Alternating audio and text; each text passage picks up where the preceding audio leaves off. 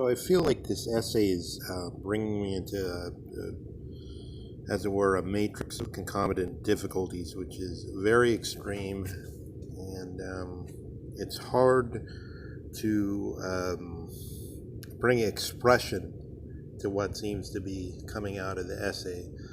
Uh, Carl Jaspers says, uh, he said to Heidegger, maybe you can bring to objectivity, quote unquote, right? He meant to, let's say, the Wissenschaft of philosophy as the other philosophers could receive it, what Nietzsche was thinking when he went into his madness at the end of his life. So the idea is that on the threshold of insanity, things are grasped which are kept back from, let's say in Heideggerian terms, das Man. But in any inquiry, in any hermeneutic circle, we're coming into things are just for a little while, they float before us, and can we grasp them and can we give expression to them? We have here, the one great difficulty I'm thinking of is we don't want to go to where the criticism that all the philosophers do is give prescriptions. So, I mean, for instance, if you think of,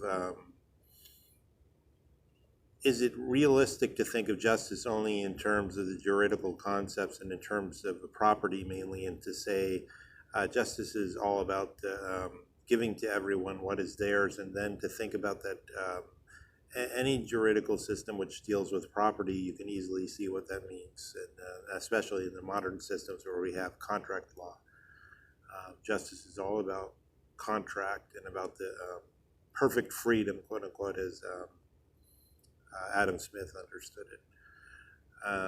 But then Socrates comes in and says, oh, we have this idea of justice, but can we see into it something deeper? That justice is about improving the human being.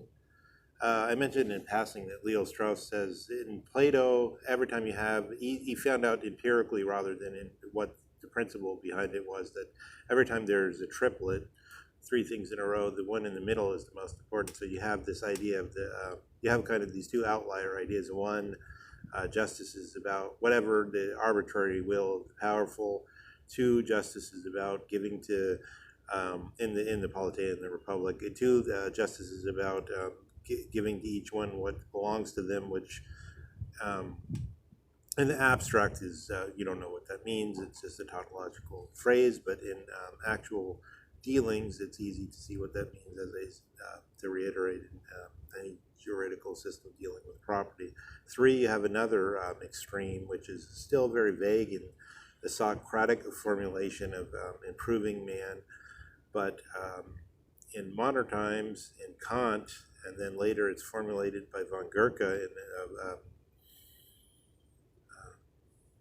in a very urgent way for us today, because it's constantly oppressing the whole political system, is this idea that justice, von Goethe, Kant says what ought to be should be, or what ought to be can be, excuse me, what ought to be can be. It can because it ought to be, and the world is just like that. He relinquishes all claims of reality to be above what ought to be. Things are how they are. There's how things ought to be, and how things should be, and Kant doesn't care about that anymore. Just because things were some way in the past doesn't restrain us. But von Goethe modifies that, and he says what is happening is that when people think something is possible, they begin to agitate towards it, and they believe it's just. So even if you think of in our own time, it's possible to modify the weather to a large extent. So there's a storm, and people say, well, why didn't you use these technologies to modify the weather and stop it? You're criminals. And in some cases, it may actually have been possible, as so far as you ignore the question of how we're going to assign our resources. If we assigned every resource available to us, we could have stopped a certain hurricane, for instance, because the technology is actually there. So these questions of justice linked in the von Goethe idea to possibility are very large in our time.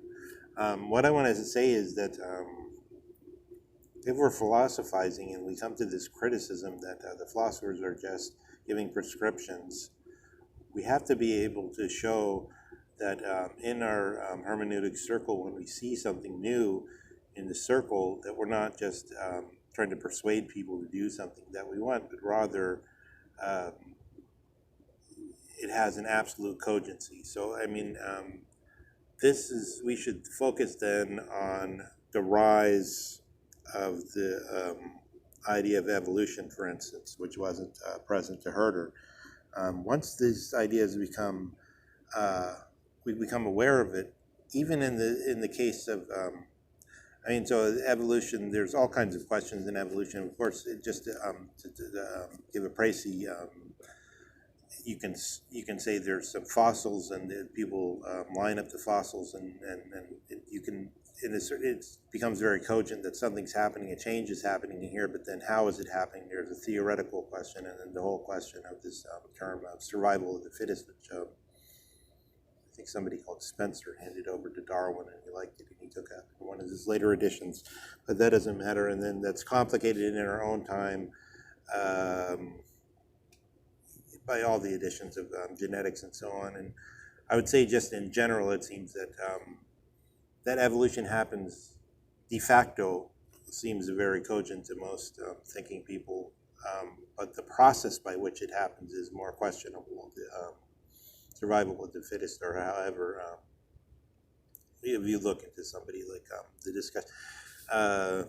I don't like Richard Dawkins and his scientism, but I think that if you just listen to, he speaks intelligently when you listen to him speak of the history of the development of this theory of evolution and connected to the neo-Darwinian synthesis and the coming in of genetics. Genetics itself is very cogent, generally speaking, but when you connect it up to this, how is evolution happening, you get into all kinds of difficulties, I believe, still. But in any case, we don't even have to think of that. We can just think of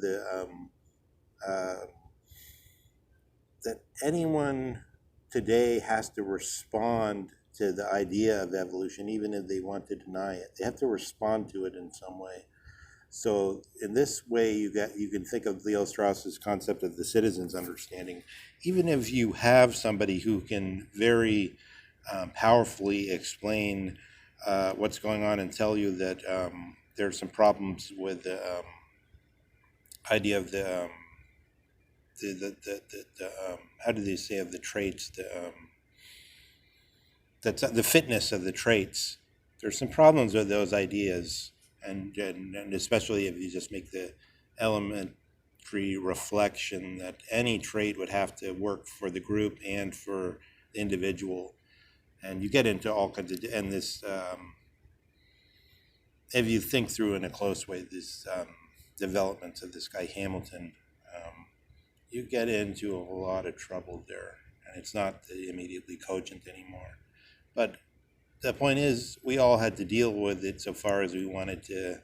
We had this impulse towards intellectual life out of the citizen's understanding we had prior to getting specifically attacking these questions. It was just there.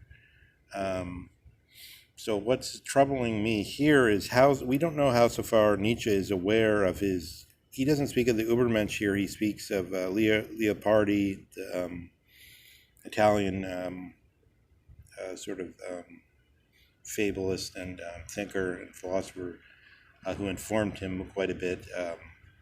As a super historical individual, in contrast to the mere historical individuals that David Hume is mocking, which sort of seemed to be the beginning of the idea of the last men.